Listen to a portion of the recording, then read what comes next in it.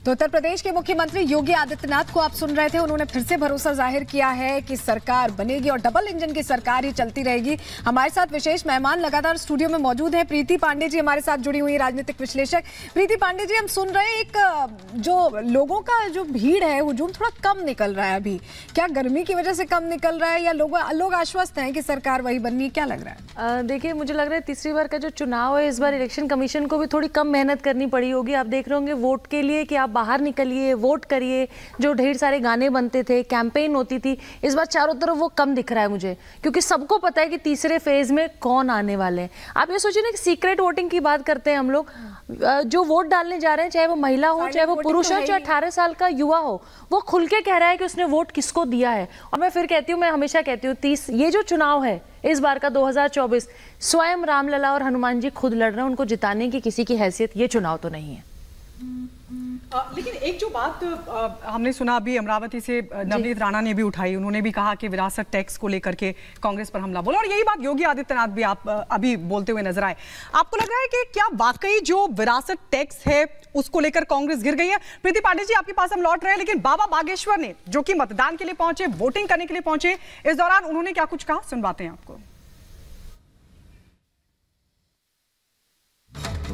दिखाएं, ये देखिए एक्सक्लूसिव तस्वीर, धीरेन्द्र शास्त्री जो है वोट डालकर निकले हैं। सर, क्या अपील करेंगे? आपने वोट डाल दिया, जनता पास बहुत प्रशासन के लोग, आप सब मीडिया जगत के प्रियजन हमें खबर की कि आपको इसके लिए कुछ कहना चाहिए। हमने कहा हम बेझिझक, और हम वैसे भी जब भी धाम पर रहते हैं और समय ऐसा अनुकूल रहता, ऐसी परिस्थिति रहती, हम अवश्य ये सबसे पहले यही करते हैं। तो एक स्लोगन दिया है, पहले मतदान फिर बाद में जलपान। एक बार मतदान बाद में जलपान, और सच्ची बताएं भैया, हम झूठ नहीं बोलते हैं, और तुम्हारे मीडिया पे बता रहे, अपन ने अबे पानी भी नहीं पी हुआ, सुबह से एक बेर चाय जरूर पी ली थी, बाकी भैया जलपान नहीं अबे करो, कछु पाओ भी नहीं है। पहले हमने वोट दी। का पर्व है, लोकतंत्र को मजबूत करने के लिए वोट डालना जरूरी है, और आप हिंदू राष्ट्र की बात करते हैं। भारत हिंदू राष्ट्र है, भारत राम का राष्ट्र है, और यहाँ पर भारतीय सनातनीय संस्कृति को पुनर्स्थापित करने के लिए हम जी रहे हैं, और तब तक करते रहेंगे, जीते रहेंगे, जब तक भारत हिंदू राष्ट्र घोषित नहीं होता लोगों के दिलों में। एक छोटी सी अपील, आप एक बार निशान फिर दिखा दीजिए दर्शकों को। देखिए, धीरेन्द्र शास्त्री एक्सक्लूसिव तस्वीर हम आपको दिखा रहे हैं। उन्होंने मतदान किया है, और मतदान के बाद उन्होंने अपील की है सबसे कि बढ़ चढ़कर वोटिंग में हिस्सा लें और लोकतंत्र के इस महापर्व को। तो ये बाबा बागेश्वर को आप सुन रहे थे। एक बार फिर से उन्होंने हिंदू राष्ट्र की हुंकार भरी है। तमाम खास मेहमान भी लगातार स्टूडियो में बने हुए हैं। हमारे साथ राजनीतिक विश्लेषक संजीव कौशिक भी इस वक्त जुड़ चुके हैं। सर, मैं आपके पास आना चाहूंगी। वही बात, क्या वाकई आपको लगता है कि जो विरासत टैक्स को लेकर प्रधानमंत्री मोदी ने भी लगातार जनसभाओं में ये बात कही, और आज हम देख रहे हैं तमाम लीडर्स भी इसका जिक्र कर रहे हैं, क्या वाकई कांग्रेस इस पर घिर गई है आपको लगता है, और चुनाव में इसका असर पड़ने वाला है?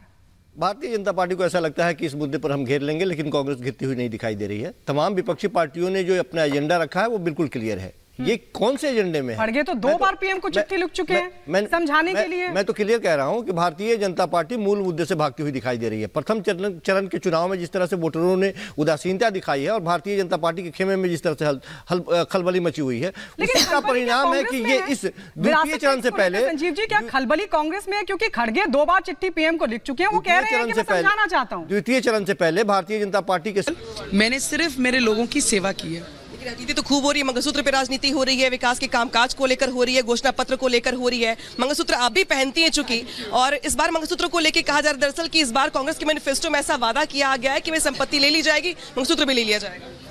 मैं आपको इतना ही बताना चाहूंगी कि 52 वर्ष अगर राहुल गांधी जी को समझदार होने के लिए लगते हैं, तो उनको और 50 साल लगेंगे संविधान के आर्टिकल्स को मोड़ने के लिए। मुझे लगता है कि उनके ही कांग्रेस पक्ष के, मैं नहीं कहती वो समझदार अबू हैं, ये कांग्रेस पक्ष के ही लीडर कह रहे हैं कि हमारे राहुल बाबू अभी समझदार हो गए हैं। जिनको 52 वर्ष लगते हैं सिर्फ समझदारी के लिए, देश को लीड करने के लिए उन्हें बहुत ज़्यादा समय लगेगा, और सपने में भी कभी लीड नहीं कर पाएंगे इस तरीके की। और मंगलसूत्र महिलाओं के सोने पे और महिलाओं की जिंदगी में मेहनत, खून पसीने की कमाई को अगर वो कहते हैं कि वो बांट दी जाएगी, दूसरे लोगों को दी जाएगी, तो मैं आपको इतना बता सकती हूँ, हमारे देश के प्राइम मिनिस्टर का नाम मोदी है, और मोदी जी कहते हैं इस देश के लोग मेरे हैं और ये देश मेरा परिवार है। इस तरीके से जो ये क्षेत्र में काम कर रहे हैं, तो मुझे लगता है इस देश की महिलाओं को इतना विश्वास है नरेंद्र मोदी जी पे कि मोदी जी हैं तो मुमकिन है। के प्रत्याशी बलवंत वानखेड़े आपके सामने चुनाव में मैदान में है, प्रत्याशी हैं इस बार की, त्रिकोणीय मुकाबला दिखाई देता है, कितनी चुनौती है आपके सामने? मैं देश के हित में ये लड़ाई लड़ रही हूँ। हमारे देश के प्राइम मिनिस्टर 5वें स्तर से देश को तीसरे स्तर पे लाने का काम कर रहे हैं। मैं उस चीज़ की लड़ाई लड़ रही हूँ, मेंबर ऑफ पार्लियामेंट की लड़ाई लड़ रही हूँ। मैं कोई लोकल इलेक्शन नहीं लड़ रहे हैं हम। तो मुझे लगता है कि लोग भी आज यंगस्टर को देखिए, उनके चेहरे पे, उनकी आंखों में जो खुशी है, कमल के प्रति प्रेम है, नरेंद्र मोदी जी को लेकर जो विश्वास है, वो स्पष्ट उनके सभी के चेहरों पे दिखता है। महिलाओं के चेहरे पे, उनके शब्दों में, उनके आंखों में बिल्कुल। और देखिए बहुत सारे मुद्दे हैं। नवनीत राणा से हमारी सहयोगी अनामिका बात कर रही थी और अब आगे बढ़ेंगे। हमारे साथ कुछ खास मेहमान भी मौजूद हैं। जिस तरह के वोटिंग परसेंटेज रहे हैं उसको देखते हुए भी कुछ सवाल हैं। संजीव उनियाल जी, क्या देख रहे हैं आप, किस तरह से अभी तक चुनाव चल रहा है, मतदान चल रहा है? मुझे लगता है कि करवट बदली अंगड़ा इली, सोया हिंदुस्तान जगा।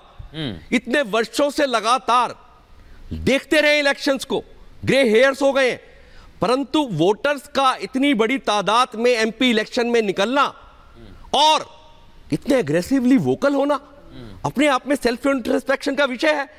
और स्टैब्लिश सरकार 10 सालों की एंटी इनकम्बेंसी नजर नहीं आती है। लोग से पूछा जाता है कि आपने नाम नहीं लेना है, फिर भी वो कहते हैं कि मुद्दा क्या है? मोदी। आपके लिए काम कौन करेगा? मोदी।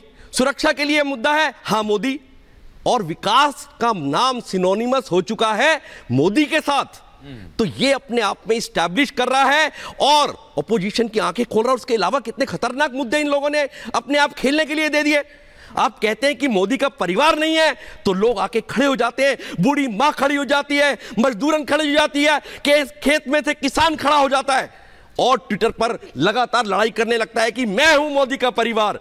तो ये बताता है कि हाँ का प्रयोग करेंगे, वोट डालने यहाँ पर पहुंचे हैं और यहाँ पर हम कोशिश करेंगे कि धीरेन्द्र शास्त्री के हमारे कैमरामैन जो है तस्वीर दिखा रहे हैं, क्योंकि धीरेन्द्र शास्त्री ने साफ तौर पर कहा है कि जो वोटिंग है वो सबका अधिकार है और सबको बढ़ चढ़कर वोटिंग में हिस्सा लेना चाहिए। यहाँ पर जो हम तस्वीरें दिखा रहे हैं उसमें देखिए जो पोलिंग बूथ है उसके अंदर धीरेन्द्र शास्त्री हैं और वो अपने मताधिकार का प्रयोग यहाँ पर कर रहे हैं और उन्होंने ये भी कहा कि लोकतंत्र को मजबूत करना है और इसके लिए सबको बढ़ चढ़कर आगे आकर वोट डालना चाहिए। हमने जब उनसे बातचीत की तो उन्होंने ये भी संदेश दिया कि सभी जो है पहले मतदान करें फिर जलपान करें। के कार्यों को लेकर के जिस प्रकार की उमंग है, एक सकारात्मक माहौल है, उसको देखते हुए हम कह सकते हैं कि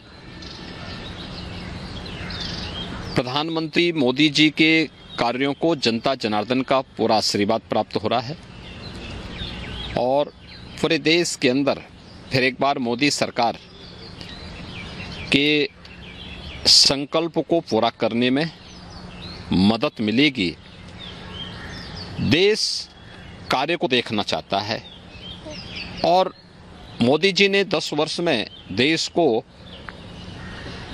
एक नई दिशा दी है। 10 वर्ष का उनका एक कार्यकाल देश भारत के स्वतंत्र भारत के इतिहास का यह एक स्वर्णिम युग है, स्वर्णिम कार्यकाल है। हर एक सेक्टर में देश ने कुछ नया करके दिखाया है और भारत आज दुनिया के अंदर एक धमक के साथ, तेजी के साथ बढ़ती हुई अर्थव्यवस्था के रूप में भी स्थापित हुआ है। इसलिए उसका लाभ भारतीय जनता पार्टी को प्राप्त होगा और मेरा ये मानना है कि मोदी जी के नेतृत्व में 4 जून को जब परिणाम आएंगे तो प्रचंड बहुमत के साथ भारतीय जनता पार्टी और एनडीए की सरकार फिर से तीसरी बार मोदी जी के नेतृत्व में बनेगी। मुख्यमंत्री जी, ये देखा जा रहा है कि इन चुनावों में भी जो विकास के मुद्दे थे वो धीरे धीरे गायब होते जा रहे हैं। उनकी जगह इतर नए इश्यूज और नॉन रेलिवेंट इश्यूज हम कह सकते हैं कि वो अपनी जगह लेते जा रहे हैं। ये मुद्दे कहाँ से आ रहे हैं, आप किस तरीके से देखते हैं? देखिए, ये कहना कि चुनाव में नॉन रिलेवेंट मुद्दे आ रहे हैं, मैं पूरी तरह सहमत नहीं हूं। चुनाव की शुरुआत में हम लोगों ने मोदी की गारंटी, जो विकास, सुशासन और सुरक्षा से जुड़े हुए थे, इन्हीं मुद्दों को हम लोगों ने जनता जनार्दन के सामने रखा था और पहला चरण इसी दिशा में आगे बढ़ा था। लेकिन इसी दौरान पहले चरण के ठीक पहले कांग्रेस और इंडी गठबंधन का जो सबसे बड़ा जो सहयोगी है वह कांग्रेस पार्टी का घोषणा पत्र सामने आ गया। कांग्रेस पार्टी ने अपने मैनिफेस्टो में जिन बातों का उल्लेख किया है वह भारत जैसे दुनिया के सबसे बड़े लोकतंत्र के लिए एक बहुत खतरनाक संकेत करता है। और चूंकि कांग्रेस का इतिहास इस पूरे मामले में हमेशा संदिग्ध रहा है, तो स्वाभाविक रूप से ये मुद्दे प्रासंगिक हो जाते हैं। हमने विकास के मुद्दे पर पिछले 10 वर्ष में मोदी जी के जो कार्य हुए हैं इंफ्रास्ट्रक्चर के क्षेत्र में, सुरक्षा के क्षेत्र में, आत्मनिर्भर भारत के लिए गरीब कल्याणकारी योजनाएं थी, इन्हीं मुद्दों को लेकर के हम तो चुनाव में गए थे। लेकिन उनके मैनिफेस्टो ने हमारा ध्यान आकर्षित किया इस ओर। और आपने देखा होगा कांग्रेस के एक सलाहकार के रूप में सैम पित्रोदा, उनका वक्तव्य सबने पढ़ा। कांग्रेस ने इससे पहले यूपीए गवर्नमेंट के दौरान रंगनाथ मिश्रा कमेटी और सच्चर कमेटी की रिपोर्ट कांग्रेस ने की थी। कर्नाटक में कांग्रेस नेतृत्व की सरकार है और कर्नाटक की कांग्रेस नेतृत्व की सरकार ने जिस तरीके से पिछड़े वर्ग के आरक्षण के लाभ में जबरदस्ती मुस्लिमों को घुसेड़ करके